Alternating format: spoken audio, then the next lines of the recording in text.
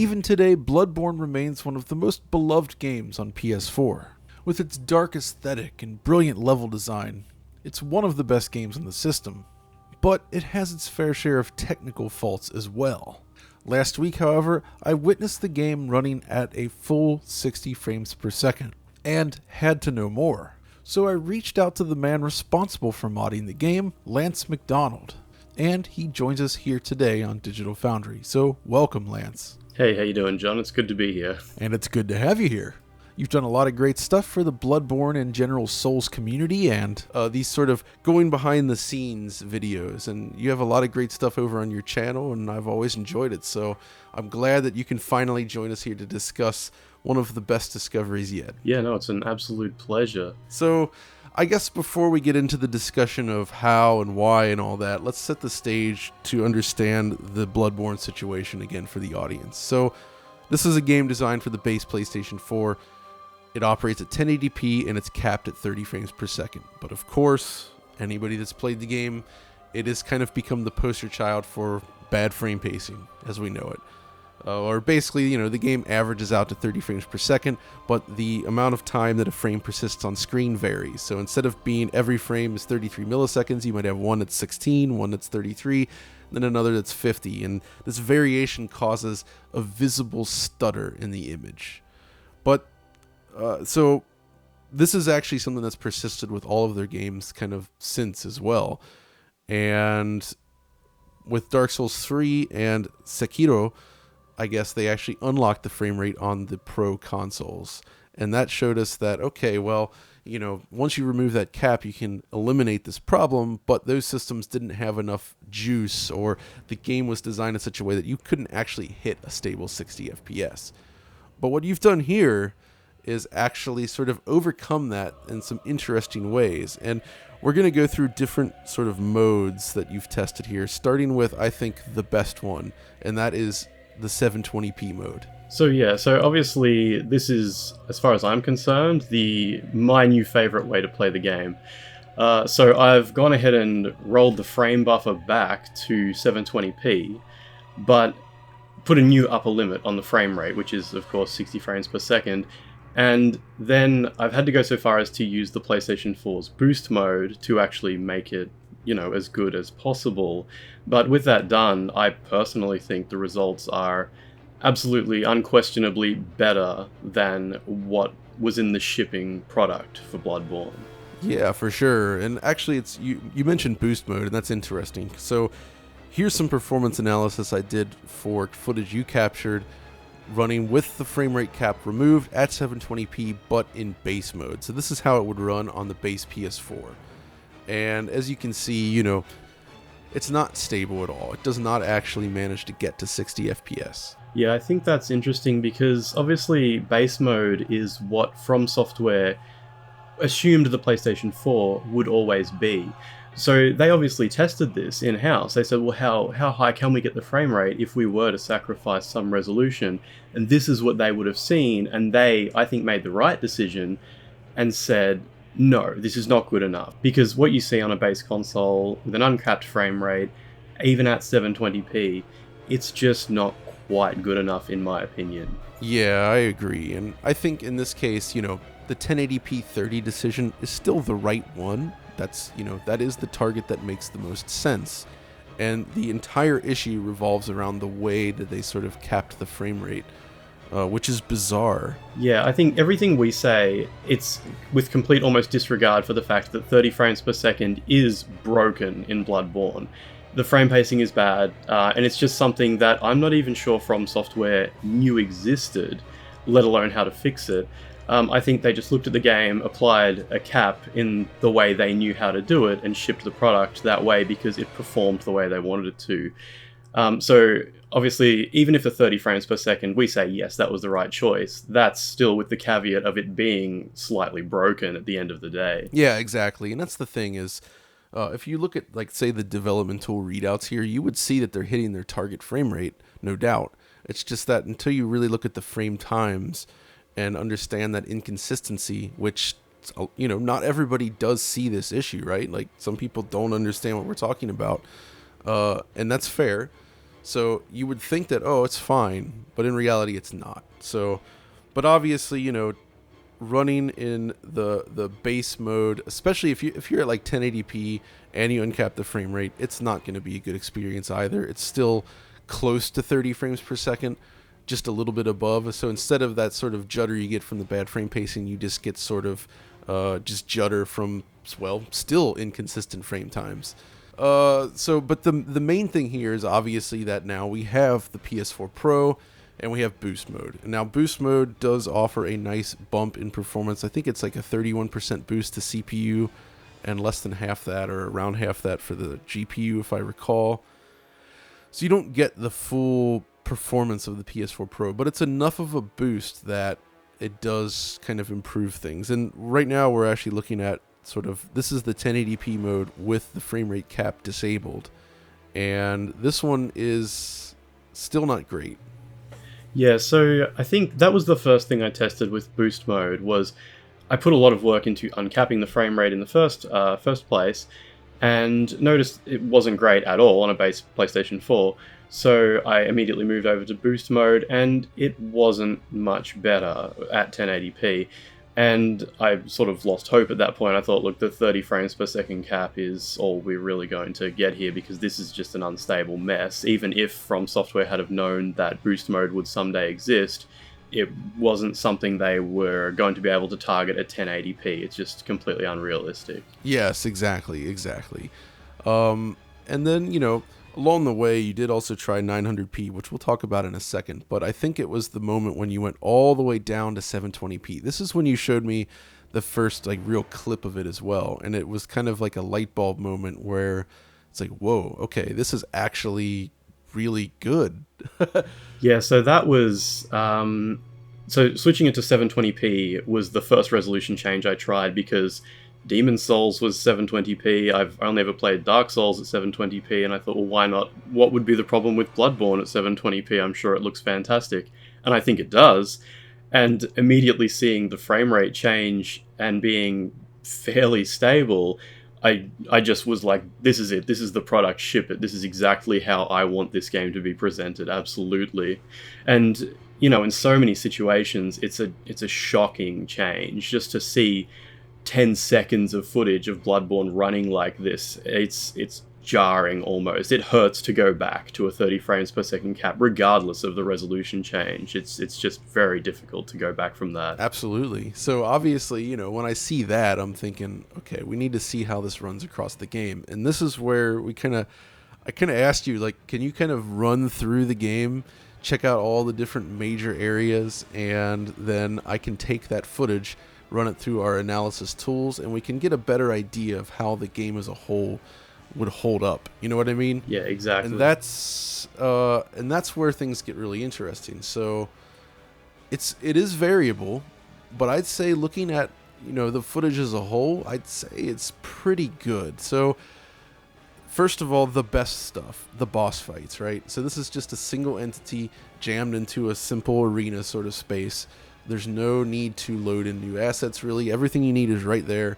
And those are likely, I guess, the most GPU reliant, and they don't really hammer the CPU in any significant way. And as a result, they're pretty much almost locked to 60, I'd say, with just occasional dips here and there. But, as you can see here, I've kind of went through different boss fights for the analysis tools based on the ones that you played through. And the results are really, really good. Yeah, so the thing is, the boss fights are when the player's reaction time is tested the most. So they were the first thing I focused on. But the Father Gascoigne fight, which is in a graveyard, which is a fairly closed-in situation, I'm pretty sure that was a 60 frames per second lock. I mean, I don't particularly have an eye for it, but that whole boss fight, including the moment where he transforms into his beast form, and there's a lot of particle effects and some alpha effects on decals that cover the screen. Even that was very nicely smooth. I felt I could really feel the speed in that moment, and the massive upgrade that was happening there. And across many boss fights, the blood-starved beast at one point goes into a later phase, and it's covered in poison, and particle effects are going everywhere. And that was just a treat. Just seeing those particles move so smoothly, and it wasn't tanking the frame rate. Not that it ever did, it was always a solid 30, but seeing it at a solid or near solid 60 is just, it's a totally different experience. It's fantastic. Absolutely. And so obviously seeing that, I'm thinking, all right, so what about the rest of the game? Actually moving through the world. And this is where things get a little more, I don't want to say dicey because the results are still good, but this is, this really tests the system. The main issue, as far as we can kind of tell here, I think, is that anything that sort of leans heavily on the CPU, specifically like uncompressing assets, streaming in new areas, that kind of stuff, does still have an impact on the overall frame rate. And I suppose that is why we see the most dips when simply traversing the environment at a relatively high speed. So some of these sections you're kind of running through pretty quickly, and that is when the game seems to choke. Not choke too severely, it's still mostly in the 50s, but that's when the frame rate seems to take a noticeable hit. Yeah, I think there were some moments where I was indoors just turning a corner, and there really wasn't much going on at all, but there was a few frame dips just as the camera panned around the corner. And that's that time when it's pouring in assets as far as possible, because 4 rooms away, it's loading in some huge outdoor area that's made up of about 60 assets that are all compressed. The CPU has to work pretty hard to decompress them as fast as it can. So a lot of the frame dips were in moments when the player's reaction time doesn't even really matter that much, so it was quite a pleasant experience regardless, but you definitely do see quite a few of them just as you're sprinting from place to place, or just generally moving between maps, that sort of thing. Exactly. So that's kind of situation 2. The third one then is tied more to the scenery itself. There seems to be certain areas where the frame rate just can't hit that 60 FPS level. Early on, there's like this cathedral area. When you're outside of it running around, you sort of get into the mid 50s. I think the heaviest area by far is this place later in the game, which is just, it's not nearly as smooth. So yeah, it's these different areas you visit just running through the world. Some of them are at 60 FPS, some of them aren't. And these are things I feel like if they were actually making a 60 FPS game or updating the game for that, there would be room to maybe optimize and change the way they're doing certain things, perhaps to further improve the overall level of performance. So the fact that we're seeing results this good just from the patchwork that you've done is really quite striking. Yeah, I mean, we are seeing a game that was specifically created to run at 30 frames per second. That frame rate is embedded so deep in the game that if they had have actually targeted 60 or even a variable frame rate, I think they would have gone back and made a few little creative changes, such as differently structuring the way assets stream in just a few areas, or even changing the way some areas are laid out just to help meet that frame rate cap, or even just a higher frame rate. So we're basically just throwing more power than they ever expected at a lot of these scenes, and it's just choking a little in a way that they would just never have expected, and they can't be blamed for that. They just threw as many polygons into a scene as possible because, hey, it looks great, it runs great at 30 frames per second, why would we not make it look this way? And they can't be blamed for that. Of course, it's going to slow down just a little, yeah. Exactly. Which brings us to the fourth sort of point of slowdown, and you mentioned throwing polygons around, and you are literally doing that, just throwing tons of enemies on the screen, attacks, whatever. It's this section in the forest here. So the forest is already more demanding, but when you throw in all these enemies in this scene here with the fire and everything going on, this seems to be the worst case scenario that you found, and this is the one that was most interesting. The worst I saw, actually, the absolute worst I saw was 39 frames per second for a split second, and before that it was 42.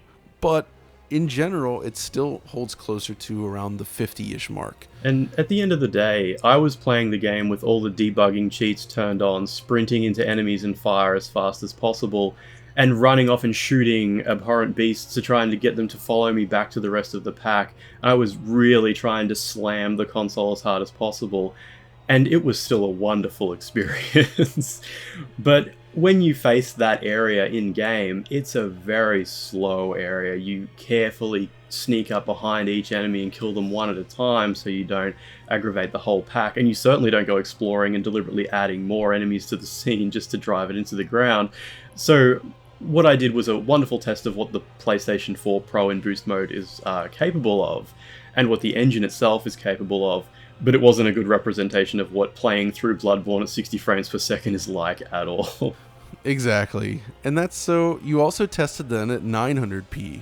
And this puts it sort of into perspective because it scales exactly as you would expect. The difference between 720p to 900p to 1080p, you lose, say, a similar amount of performance with each resolution jump. And so I think hitting 720p, you're mostly overcoming the GPU limitations, I think, but a lot of it is still going to be CPU limited there, which you can't really overcome easily. But it is interesting because we actually considered dropping the resolution lower, and you said that didn't actually work. Yeah, no, I think there's more work required. I think at the end of the day, the engine itself does have preset configurations that I was just tapping into, because it happily accepted 1080p, obviously, and it accepted 720p and 900p, but nothing I could think of between, below, or, heaven forbid, above any of those would be accepted at all. The game would just crash immediately as soon as it started. So I think it's just set to accept those 3 resolutions, or it's something set by the PlayStation 4 that I don't fully understand. Yeah, that's fair. And that's, this had me thinking then. So obviously we're running in boost mode here. We've seen what it can do. If they had created a proper, pro patch that could tap into the full power of it, I think we could get a lot closer, but you still run into that issue where, to get 60 FPS, you're talking resolutions below 1080p, which I think when the Pro was released wouldn't have been a good look for them. So I can certainly understand why that wouldn't have been the first choice. Even an aggressive dynamic resolution. Yeah, absolutely. I think people would have liked it, but. Yeah, it would have been, I think, even with the full power of the PlayStation 4 Pro, using what they'd learned from Dark Souls 3 with its PlayStation 4 Pro patch, that sort of thing, bringing back a few enhancements to the Bloodborne engine, I think you still would have been seeing sub 1080p resolutions. And it was controversial enough when games like Tekken 7 and Nier Automata were 1080p on PlayStation 4 Pro, but a PlayStation 4 Pro patch that lowers the resolution even below that would have not been good for Sony. They would have thought, why is our new console making games look worse? That would have been the headlines. And it's just not something that I think we could have expected them to settle for. Exactly, which is why, looking forward, I don't think it'll happen because it seems they've left this game to rest. But it would be such a perfect candidate for a patch for PlayStation 5. Yeah, absolutely. This is a game that could easily get to 4K 60 locked. Given a little bit of development effort, targeting the PS5, I think that they could do it, and I think it would be an easy sell in the sense that it shouldn't require too much staff time, much from the budget, and it would be a great chance to sort of re-release and refocus the game or something like that. This would be a great thing to have on PS5. That's exactly right. We already know that the PlayStation 5 is going to have full support for original PlayStation 4 base mode, boost mode, and PS4 Pro mode, and it's going to add an enhanced mode as well beyond that. If they could just release a patch that unleashes every aspect of the engine, just let us go to 1080p or 4K if we're lucky, and just let us push as many frames per second as possible, let the PlayStation 5 backwards compatibility go as hard as possible and see how that goes. I think those would be amazing results. It would be the kind of thing, Microsoft has been really good about pushing this with their backwards compatibility. I mean, they've had those 4K patches that introduce even HDR and things like that into 360 games. So just updating Bloodborne to support the PS5 at 4K 60, that alone would be such a huge win in terms of the goodwill towards consumers and fans of the series. I really think it would be a very smart decision for them to do. But, So I guess at this point then, we're getting a pretty good idea. The game does run a lot better. 720p 60 is the way to go. You did try some other variations, including disabling VSync and tweaking the frame rate cap.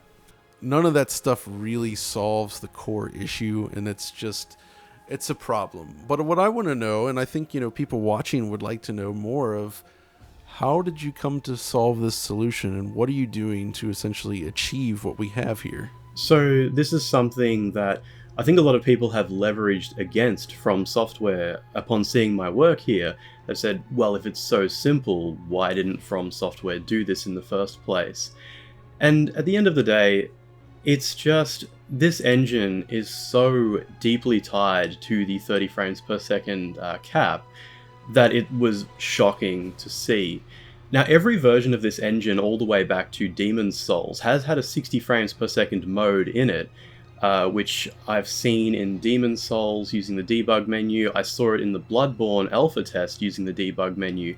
But switching those modes on would always make the entire game speed up. So if you managed to somehow hit 60 frames per second, all aspects of gameplay also ran twice as fast. So it was just incredibly hard to play. It was playing in fast forward because the whole engine is so deeply tied to that update speed. However, with Dark Souls 3, when it came to PC, and of course then got a PlayStation 4 Pro patch, they suddenly had the ability in this same engine to do arbitrary frame rates. It was no longer tied that way. When Dark Souls 3 does speed up to 45 frames per second, or whatever it does on PlayStation 4 Pro, it still works. It doesn't run too fast. So I took that Dark Souls 3 patch, the PlayStation 4 Pro one, and reverse engineered it to take a look at how the frame speed was working. And it was exactly the same as Bloodborne's 60 frames per second mode. All it does is just increase the 1 divided by 30 to 1 divided by 60. But for some reason it just works. And it turns out they actually went back through so many parts of the game engine where it had previously been coded to 1 divided by 30, and instead made it always use whatever the current frame rate is. It wasn't as simple as changing it to 1 divided by 60, because the game doesn't always run at 60. You can't just tell everything to always update at that speed. I had to continuously make it read what is the current frame rate, and use that as the update speed for the game engine, for starters, which made it so the actual game was playable at arbitrary speeds, including up to 60 frames per second. But as I played through it, it slowly became obvious how many more parts of the game engine were tied to that update speed. The first thing I noticed was blood splatter and alpha effects and particle effects were all hard tied to that speed, so I had to go through and patch more parts of the game engine, look at how Dark Souls 3 does it in the PlayStation 4 Pro patch, and then patch those changes back into Bloodborne. The speed that elevators work at, climbing up and down ladders, cloth update speed on some of the characters' outfits. There were so many parts of the game engine that were just hard tied to that update speed. It's been probably a couple of weeks now of very late nights going through Dark Souls 3, reverse engineering various parts of it, and comparing that to Bloodborne and seeing what are the differences here, which is not so hard because they use a very, very similar version of the same engine, but getting those patches into the code where it was previously just one line of code, it would be, update speed equals 1 divided by 30, and instead patching in a lot of code to read the current frame rate from a totally different part of the game engine and then write that into the cloth updating speed instead. It's very painful, and I can imagine that it wasn't a very easy thing for From Software to do. Of course, I don't have access to the original source code for Bloodborne. Maybe it would be easier if they had that, of course. But from the perspective I was looking at it, with it just being reverse engineering a game and looking at it all as x86 assembly, it's a very painful process, and there are still a lot of bugs in it at the moment that remain to be fixed. But by looking back at Demon's Souls, Dark Souls 1, the Bloodborne alpha test, the Dark Souls 3 network test, and all of these other games that have existed before it, I was able to learn how the engine has changed over time and backport some of those improvements from the newer games into Bloodborne, and that's the result we have there. And, you said, why didn't From do this? And I think it's not so much that they couldn't have done it, as evidenced with Dark Souls 3. I just think, Bloodborne was kind of not the thing at the moment, and if you really wanted to hit that frame rate target like we're seeing here, you would have to rely on lowering the resolution, which didn't make sense at the time. So basically, because of that, there was kind of no way that they would have touched this on the PS4 Pro, outside of maybe introducing something like Dark Souls 3 Pro mode, but still. it's thanks to you that we actually have this then. So Yeah, exactly. It's an interesting proposition because From Software, I assume, were tasked with porting Dark Souls 1 to PC, and you would think in a case like that they would have looked at increasing the frame rate in that case if it wasn't too hard a job, but of course the PC port of Dark Souls 1 was terrible and locked at 30 frames per second. So there's a bit to think about with regard to what they were willing to do, what they were able to do easily, and just how they approach game design and engine design as well. They may have just made some creative choices. I'm really not too sure. And this is very old school Japanese game design, where there's a lot of hard-coded timings and values in there that are tied directly to the frame rate. That's how things used to be. Obviously, these days, game logic and rendering, everything's decoupled, and you can run at arbitrary frame rates. That's kind of the way to do it now. But some of these Japanese developers, like From Software, have kind of stuck with the old way for some reason and continued to sort of hard code in those values, and everything's very strangely timed and written in a way that's it's a little bit it's odd, but I guess if that's the way you've always done it and it kind of works for the target you're hitting on a console, it's not the end of the world. It just It's something you see in a lot of console games going back forever, where so much of the game is tied to the crystal oscillation speed on the Super Nintendo or anything like that. And you used to be able to overclock your Super Nintendo and everything would go haywire, because this is just what they grew up with, the game design theory and engine design theory they've always had, and of course you do that. The PlayStation 4 is a closed system. No one's going to be increasing their CPU speed ever. Why would you not rely on the clock always equaling this exact speed? But things are changing and people are expecting different things, and developers are slowly catching up with that, and that's what we're seeing. But yeah, I think that's pretty good stuff. Unfortunately, obviously, this is something that's done with debug, hacked, and other such PS4 systems. So I don't think that this is going to be a widely available thing, unfortunately, but it does give us a taste of what's possible. That's exactly right. The PlayStation 4 is, of course, a closed system, and every day we hope that it becomes more open, depending on what happens. And of course, the PlayStation 4 generation is coming to a close. Maybe we'll see new things happen soon. But for the time being, this is only available to people who are able to run unsigned code on their PlayStation 4, which is an incredibly small percentage of Bloodborne fans, I'm fairly certain. But it would be really nice if things change a bit in the future. The best result, of course, being an official patch from Sony. It would be great if we used what I've done here as a way to show Sony how much we really want to see that happen. This needs to be a vector for us to share this and say, look, we really want this. This would be almost a system seller for the PlayStation 5 if you just dropped that patch for Bloodborne. That would just be fantastic. Definitely. I fully agree, and I hope we will see Bloodborne revisited. But I think that's going to do it for this one. Everybody should have a pretty good idea of how it runs now. Looks pretty great. So thanks for all your hard work on this, Lance. And why don't you let everybody know where we can find you? Yeah, so I usually put my work on Twitter at ManFightDragon. And of course, if you just type Lance McDonald into YouTube, you'll find some showcases of the work I've done from Bloodborne and a few other PlayStation 4 exclusives like PT as well, and God of War soon. Oh, that's right. You did a lot of those camera tricks with PT, and I love that stuff. It's great. So yeah, go check his work out. It's really interesting stuff that gives a lot of insight into the way these games are put together, and we love that kind of stuff.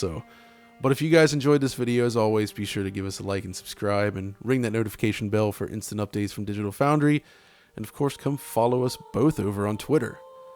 And until next time, I guess keep on playing Bloodborne or waiting for a patch.